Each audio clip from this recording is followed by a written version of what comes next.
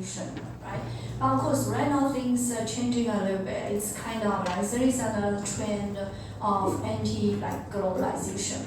And the interesting thing is people believe that the trend of the anti-globalization, part of the reason is due to this paper, okay? And this paper is a very famous paper. It was published in 2013, that's about like 10 or more than 10 years ago, okay? About 10 years ago. And what's this paper about? The simple story is, before this paper, most of the econ people believe that globalization, trade is a good thing. Right? Good for what? Good for economies to grow. Good for employment. So trade liberalization has generated a lot of employment, has helped or motivates or improves the country's living standard, etc. But after this paper, people start thinking a different story, okay? What's the paper? The title of this paper, China Syndrome. So the story or the argument of this paper is because US has opened the market to China, okay? And so many made in China was sold in US in the past 20 years. What's the consequence? This results in increasing unemployment rate in the US market. Okay, the underlying logic is because made in China was so cheap, right? And US households, they change or they switch the consumption from made in US to made in China. Intuitively, yes, sounds like true, right? If for households, consumers, apparently we prefer cheaper goods, right? For same quality, we prefer cheaper goods. And the US consumers, they switched the interest of buying made in US to made in China. Then so many manufacturing sectors, firms, they were closed. Firms were closed and workers lost their jobs in the US. Okay, so basically this paper provides sounds like they provided some solid evidence because of the massive made in China that show up in US. This leads to the increase in the unemployment rate in US. Okay, that's kind of negative effect of the globalization. Okay, and of course, after this paper raises a lot of debate. Okay, and you can think of one possible debate or the argument is, yeah, this is true, but this is just part of the story, right? We need to look at the whole picture.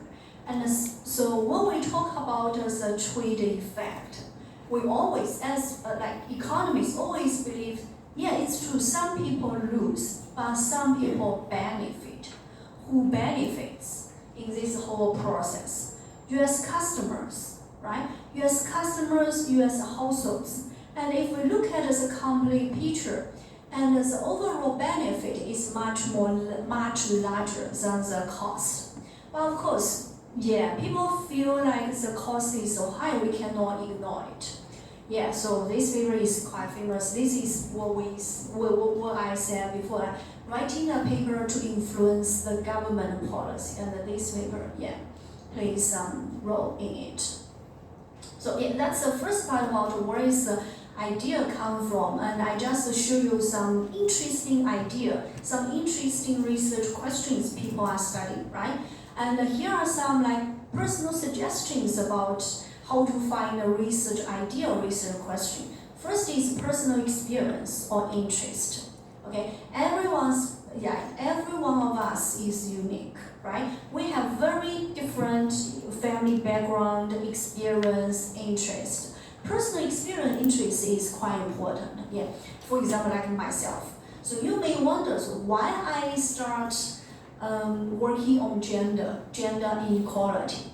And the short answer is it's not simply because I'm a female. No, that's not the reason. Okay, At the first beginnings, because I worked as a research assistant for my advisor in a rural, remote area in southwest of China. Okay, I work as a research assistant. I help my advisor to go to the field to collect the data, go to door to ask those poor households, ask us to do the survey. And then in that specific area, I noticed there is a very unique, it's very special. We can call it unique, ethnic minority group in China. So it's called Mosu. I don't know whether you heard.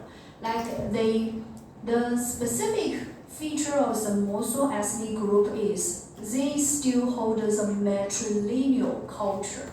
Matrilineal, which is like in contrast with patriarchal, okay? And to some extent, our men's society is patriarchal value. Patriarchal value means men plays a dominant role in the society, in the family, right? Especially think about China's Confucianism culture. But in that specific area, remote rural area, in its matrilineal society, so females plays a dominant role in the society, in the family, in the household.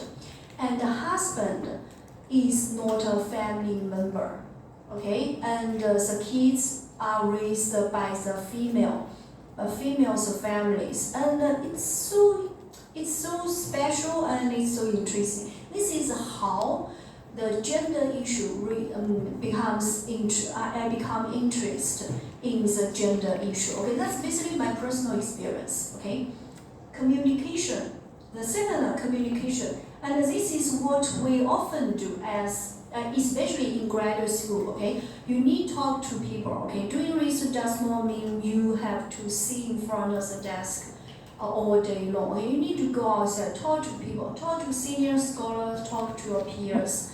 Tell them what you are interested in, to see the feedback, to see what they are interested in, to talk to them, ask their feedback. And reading. Reading is also extremely important, especially at your age, at your current age, okay? Reading might be the most important source for you to get the idea. Why? Because the starting point, like I said, we need to make sure you are working or you are working on the right track, okay? If you cannot even ask a correct question, nothing else will be meaningful, okay? How to ask a correct question? You need to know what the definition of a correct research question, right? To see what people do, right? To see what professors do. Okay, the last one, data-driven, this is not applicable to us, okay? And this is for senior scholars. For senior scholars, they already know what are the important things they should care, and they will check the existing data, and they will see, okay, what can I do with my existing data? Okay, data-driven, and this is particularly useful for the scholars with a lot of experience already. Okay, like my own experience already introduced, and so if here is some resources I introduce you. So if you are interested in anything related with developing countries, okay, anything with developing countries, so you definitely need to know this organization, JPAL.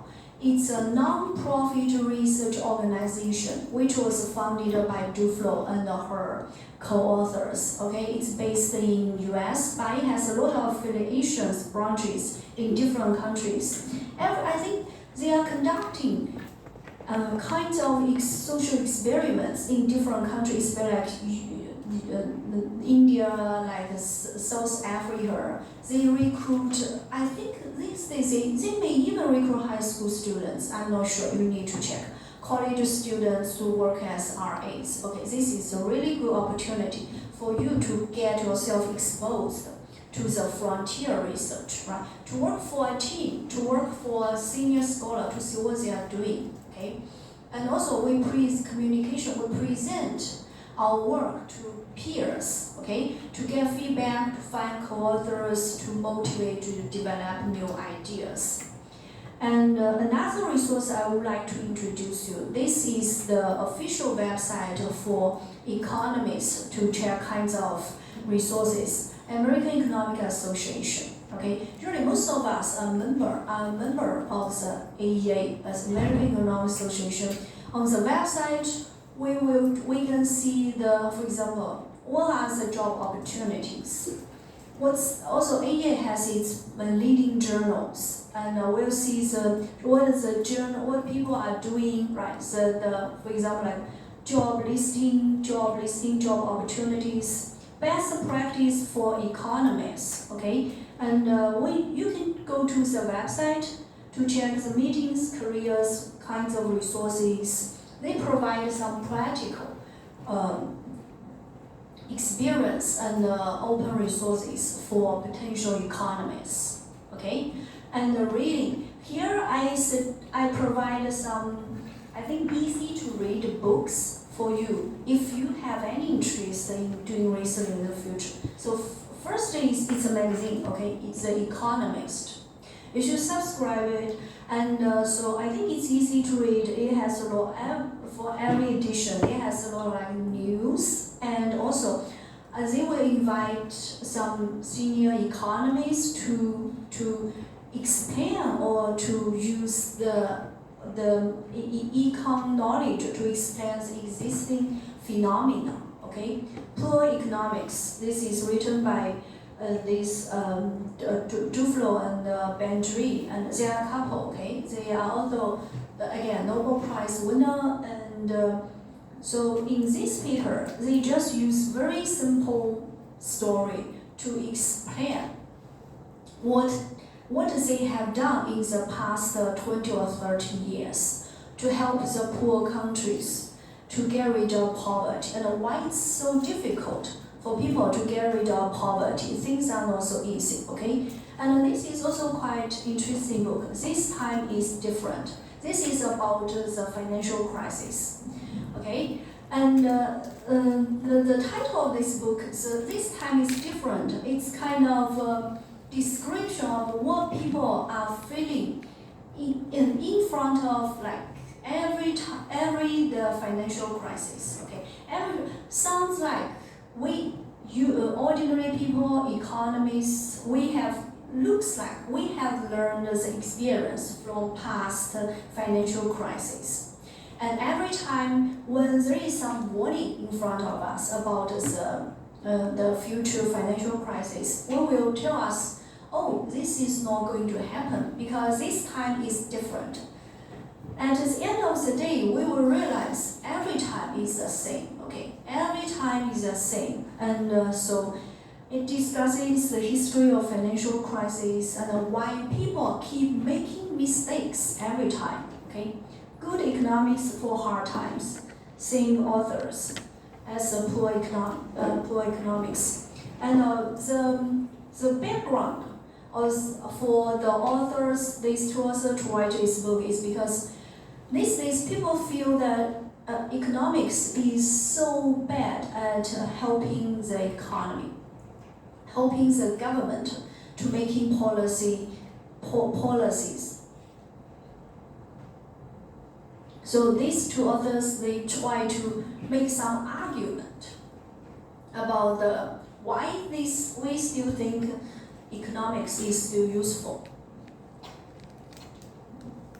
Okay, for reading, here are two journals I suggest you to read, and these two journals are very easy to read. Okay, it's not like typical research papers I suggest you before, especially this one. Journal of Economic Perspectives. I think you can check your school library, okay?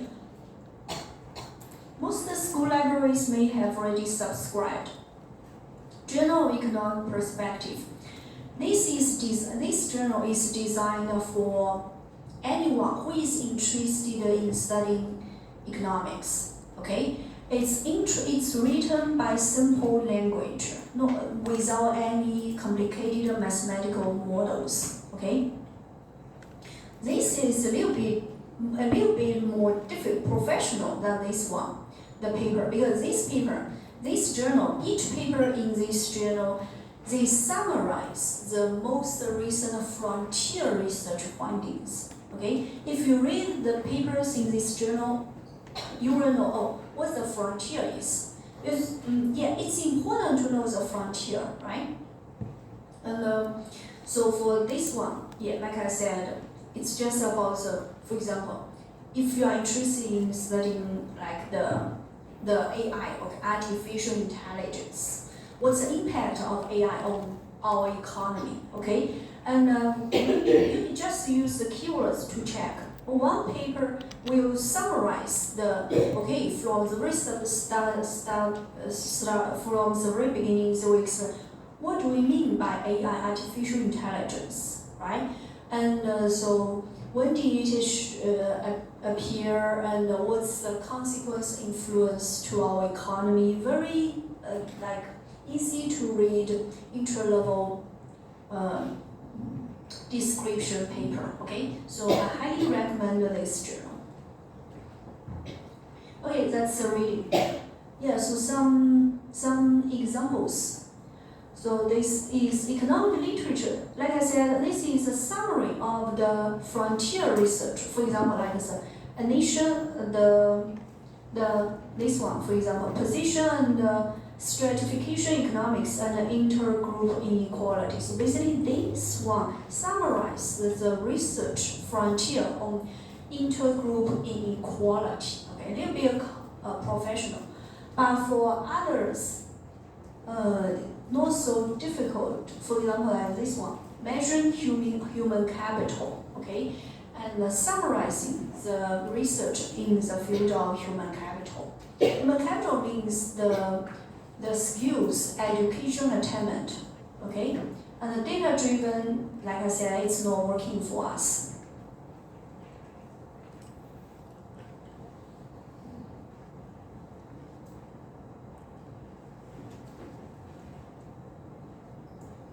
I think this is the end of this slide. Let me move on to the next one.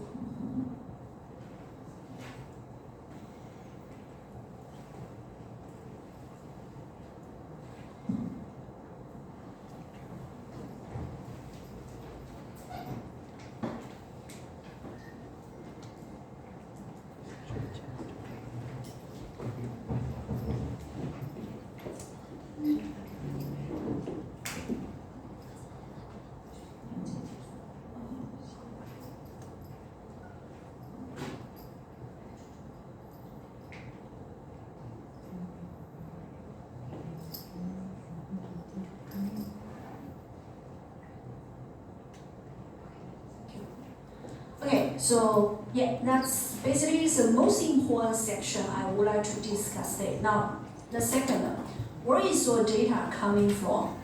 And like I said, the starting point is to figure out the idea, figure out the research question, or figure out the theory, or figure out the hypothesis.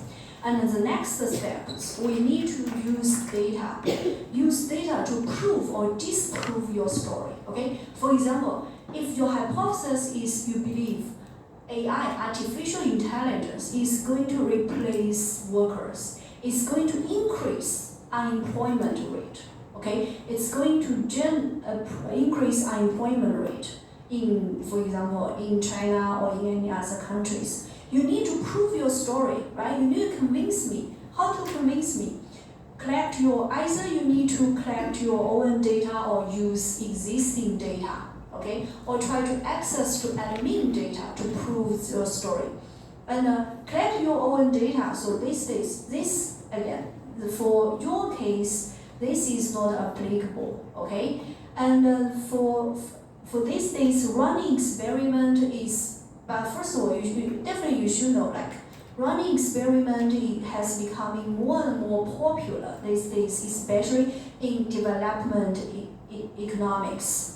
And Duflo and her course, they are doing experiment in many developing countries, okay, to collect their own data, doing their own survey to study the poverty-related, education, health-related issues, okay. For most of us, every day, what we use is we use existing public data set to answer our research questions. Okay, and for example, like the census data. Okay, every country has its own census. The government conducts the census, the survey, census every 5 to 10 years. Okay, millions. So usually we can access to millions of individuals. And we know each individual's family background, like age, gender, and household member, education, and job, occupation, industry, etc., etc. Okay, and so you need to become familiar with kinds of data set. And of course, you need to do as many exercises as possible. Okay, the last one is try to access to administrative data, okay? And I mean, yeah, these days is, for example, like the one I told you, like in some countries like Denmark, a lot of scholars, they conduct a lot of research related to Denmark, and they get access to the administrative data, which is confidential, okay? Confidential. A lot of personal information is highly sensitive, right? For example, like the income. And so income data is and the tax data is also kind of sensitive, right? We need to get the access, we need to get approval from the government to access to this administrative data. But of course, sometimes using the administrative data can answer some very important research questions, okay? But as beginners, like I said, we always start with public data. And as we become more senior and senior, we get a chance to access to administrative, or we get more resources, fundings, teams to conduct our own experiment. Okay, that's for the later. And yeah, I would like to show some photos of me doing experiment. Yeah, I conducted in the past 8 years. I've been conducting the experiment in the rural China, okay, in schools. It's not like as large experiment as what Duflo does, but small scale experiment, some behavior experiment. So basically I play some behavior games with these kids, and elementary school kids, and these are my team members, okay? They play the game with the kids one by one, okay? What we are doing here is we're trying to measure the preference, for example, like the risk preference. And risk preference means what? Means like, so imagine, think about this, every one of us, we have different attitudes toward taking risk, right? So the existing theory tells us, on average, males are more likely to take risks than females. Okay, females tend to be more risk averse than males. And why? Is it because of biological difference, or it's because of environment? Nobody knows. Okay, this is an interesting question to explore. Why? So this is interesting, but why it's important? So think about this. These days, if we look at the job segregation, usually, on average, we see like a lot of females work as, for example, teachers, nurses, right? And a lot of males work in financial sectors, right? What's the difference between salesmen? What's the difference between these two types of occupations? Salesmen, financial sectors, the variations of the income, it seems huge, right? And sometimes you may have, if you have, like, for example, your sales performance is excellent, then your income will be high. Otherwise, you can only get some basic salary, right? And it's kind of risky, this kind of job. But for teachers, salary is kind of stable, right? And across the different world, we see females, males, they tend to segregate, sort into different occupations. And that's the phenomenon. And people want to know whether this is related with the risk preference. Okay, so we go to the field and we start with the children to study the risk preference, to study whether environment can affect individuals' development of risk preference. How to answer it? We use the games think about it, we need to quantify individuals' risk preference. It's not easy, right? For example, if I ask you, do you like taking risk? If we just ask you, and first of all, you may lie, right? And the second is, I don't even know. It sounds like if you ask me this question, I will tell you, it depends, right? Sometimes I may take risks, sometimes I may be risk averse. So we need to have some consistent measure to really elicit individuals' true risk preference. This is tricky, and this is what we do. Yeah, some more photos to show how we do. We ask these kids to play some games. Okay, this is how we behavior games to measure the risk preference. Yeah, collect data. Let me give you another example about how Duflo and her course to collect data. Okay, again, they conduct an experiment. I just want to emphasize this red part. So as you can see, so they track economic and health outcomes. Economic, like is job, wages. Health, like your height, weight, disease. Okay, control treatment households, like the experiment through 4 subsequent survey waves at 18 months, 3 years, 7 years, 10 years. So as you can see, this project lasted 10 years. Okay, that's a huge project. Experiment research project lasted 10 years, and they write the paper apparently after 10 years. But this is quite meaningful and powerful, right? If you can track the same individual, think about this, for 10 years. And if you start the research at the age of 10, that's almost like primary school age or the middle school age. After 10 years, 20 years, some of the kids, they may already leave the schools. Some of them, they may have already taken a job or get married, or some of them may still stay in the college, or things quite be interesting. Okay, this is what they do. And if you have any interest in doing in understanding the field experiments, go to check this paper. Okay, Duflo's. Again, this is quite easy to read. Okay. It's not easy, okay? Usually, so it takes several steps to conduct the experiment. First, we need to try, okay, do some pilot in a small scale to make sure everything goes well, and then prepare a policy brief and to get the finding. Yeah, I mean, running this kind of large scale experiment asks for a lot of money, okay? And after we have the support from kinds of government, the support, and then launch the full-scale experiment. Yeah, like I said, if you are interested in doing field work, find a professional organization, JPAL, and apply for the RA job. Get yourself exposed to the research opportunity.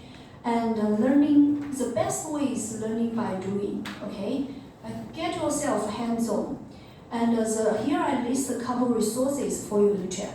Duflo's website, JPAL website, World Bank, IFRI, International for Policy Research Institute. All these institutes, they provide a lot of RA opportunities, okay? Resources for students. Okay. Okay, so for using existing public data set part, and let's take US and China for example, and select US household survey. Okay, this is something I think you should probably have an idea. Okay, census. Census, like I said, census is conducted by each government. All across the world, most countries have the census. Okay, because the government needs to have a better idea about the population size, employment, right, education attainment. Otherwise, where does those overall statistics come from? Right, it comes from the census. So every 5 or 10 years, they will launch a census. Okay,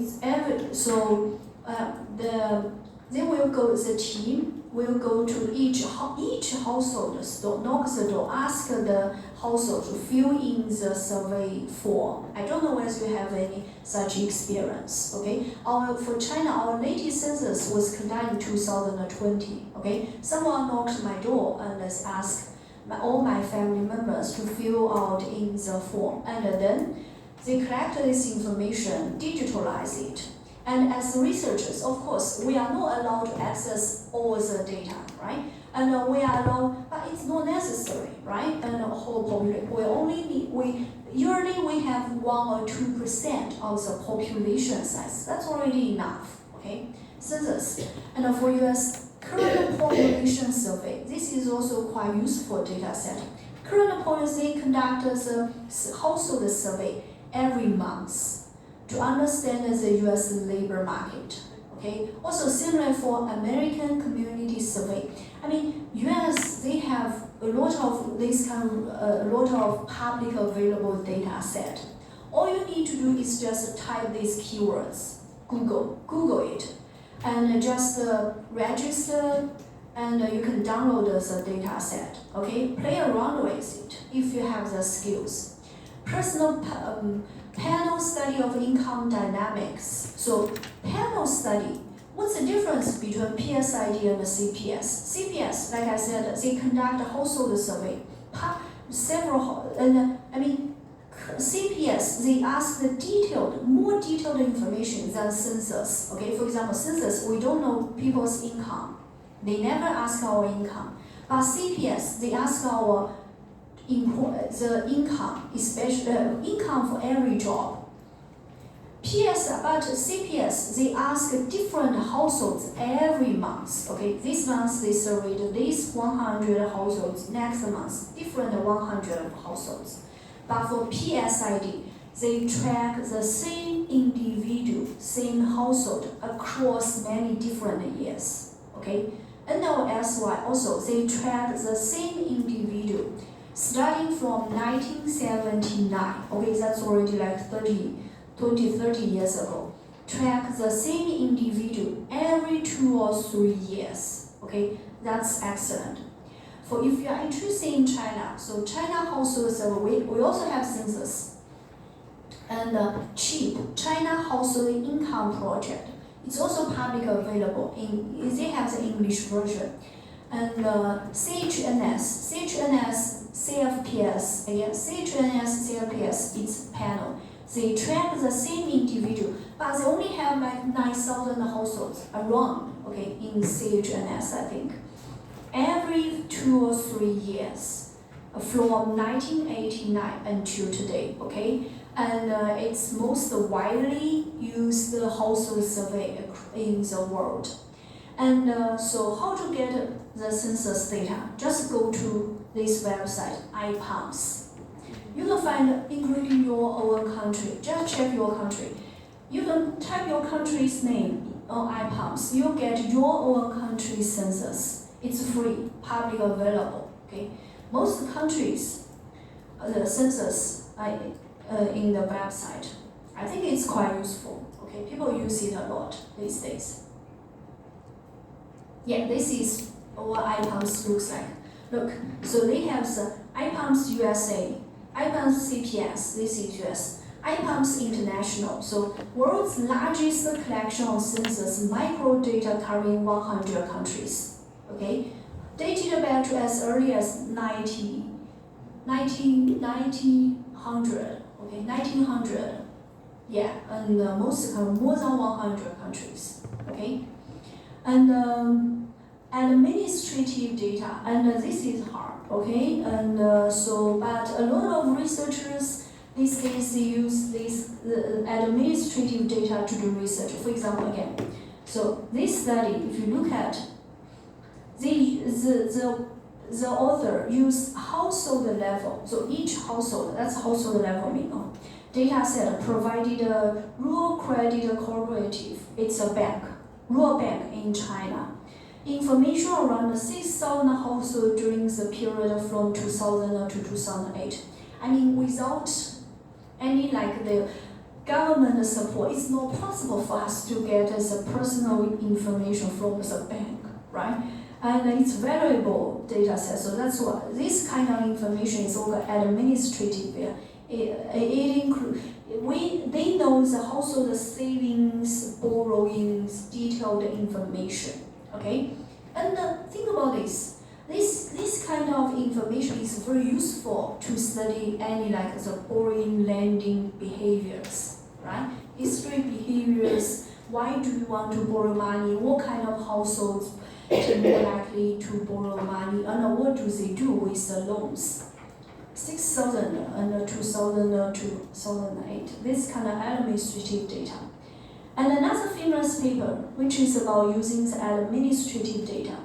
And Denmark, okay, Denmark, the whole population from 1980 to 2013.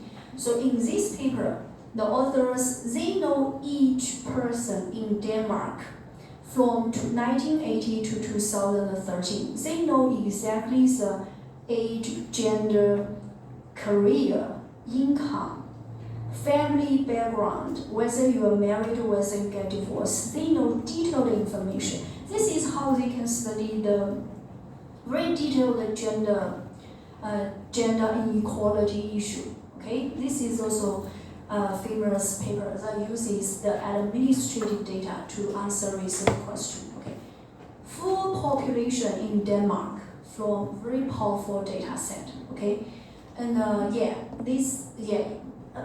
apparently if you look at these papers, sometimes a good research question, even if we can read a good research question, if we don't have data to answer it, that still cannot produce good work.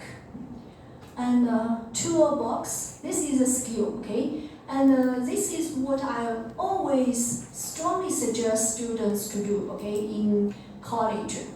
And if you want to become an excellent economist, you should learn math, statistics, machine learning courses, calculus, algebra, topology, soft skills. You need to know how to use Python, Stata, R, and MATLAB, okay? And that's very important. You need to know how to analyze the data, right?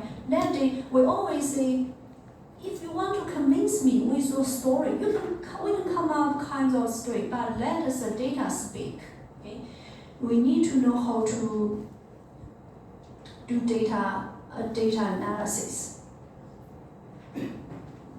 Okay, so machine learning or the text. So here is the example. You can check Melissa Dale. Melissa Dale these days is also quite famous economist. And here is a typical example of how she does data analysis. So here, this is a newspaper. Okay, newspaper. These words it's text, right? And these days, text analysis also has become quite important.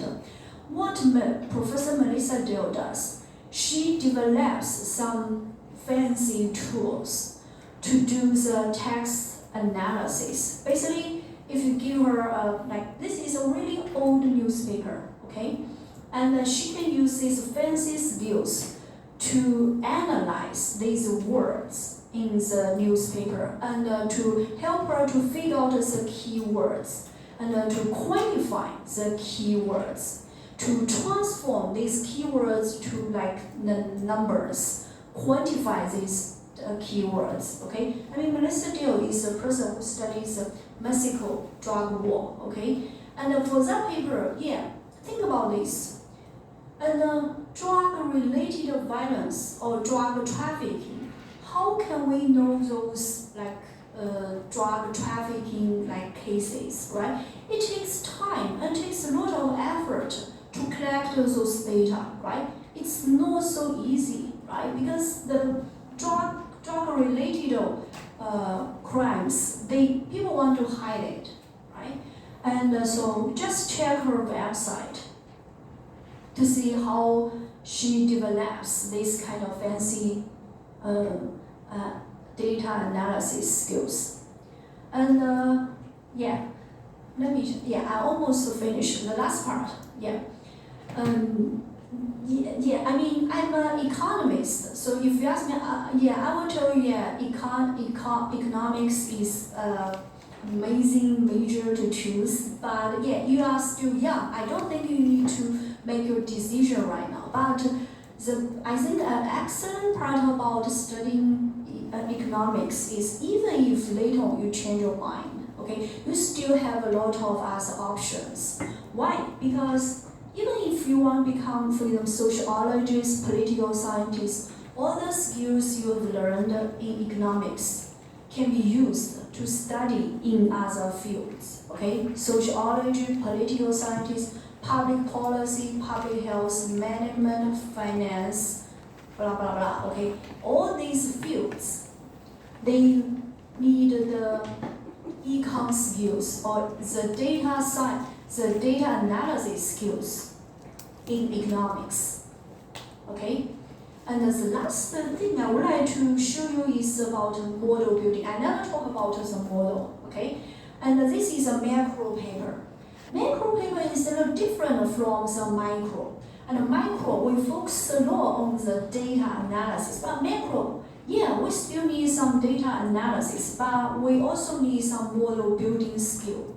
And this is a model in a macro research paper. Okay, as you can see, it's math, right? Essentially, it's just math. And this is a model, and I'm just going to I'm just showing you, okay, how the model looks like. And this is for the applied micro paper. As you can see, it's kind of somehow different from the macro model paper, right? And this is a regression. Regression is regression more. We also call it model, but it's a regression model. And before, this is a macro model. We set up a model, we build it, and we solve it. But for this one, we run the regressions. If you have heard the word regressions, and this is how somehow different from the macro thing. Okay. So the last thing I would like to introduce is here are the three. I mean, labor economists have earned a lot of the prize in the past, but if you are interested in this labor economy, I think it's the core field in the economics. So these are three most recent labor economists are winning the Nobel Prize: David Kahn, Ingrid Evans.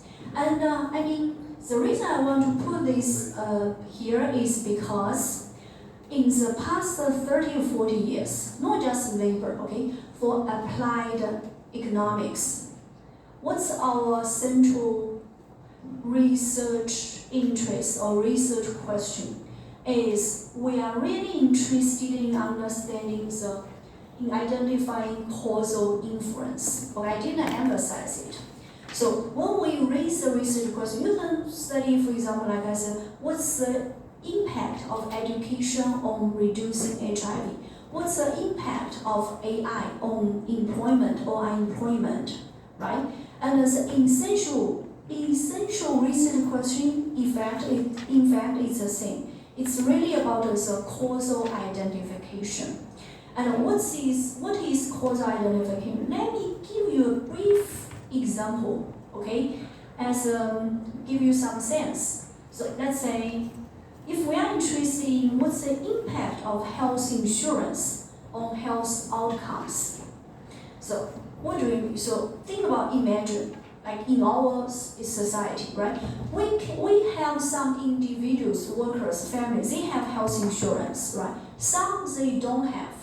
And we want to know whether these two types of families, individuals, they differ a lot in the health status.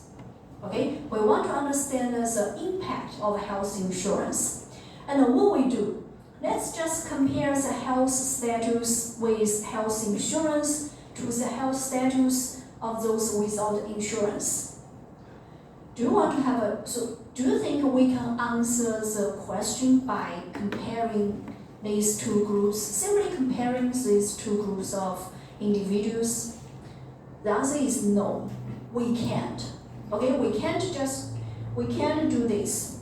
Why? Think about this.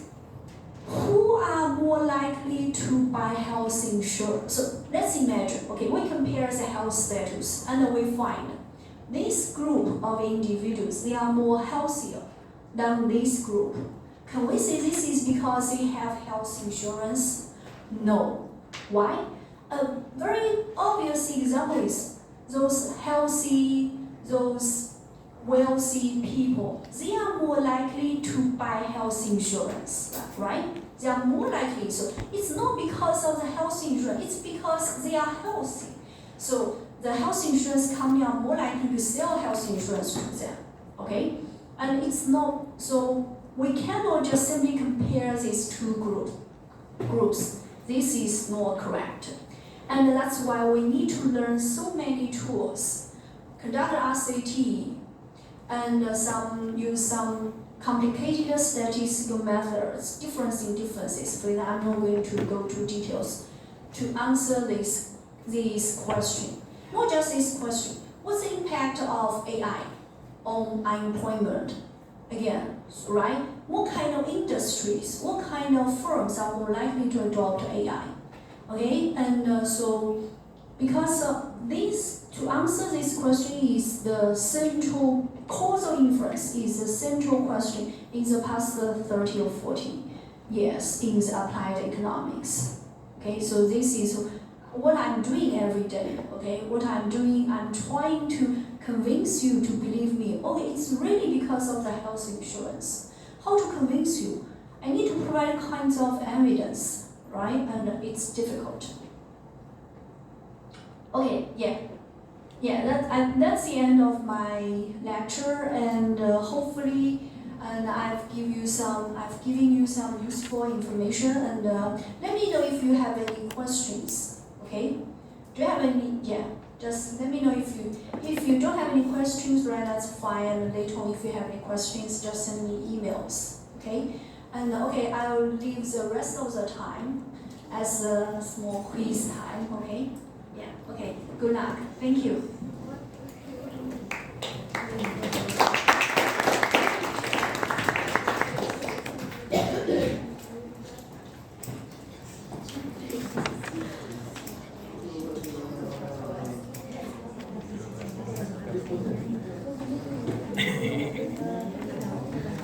Okay guys, like now it's quiz time. So now Zhang Jie is passing around the quiz paper, and this is the last quiz for the Chinese students. So please. Yeah, next week, bro. By the way, thank you, Naga, for the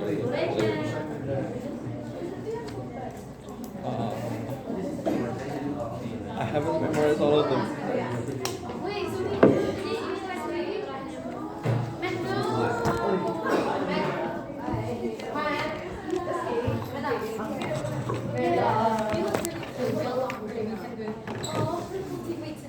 Take me home, country road, to the place I belong, West Virginia. Wonder mama, take me home. Hah? Aduh. Top 5 list.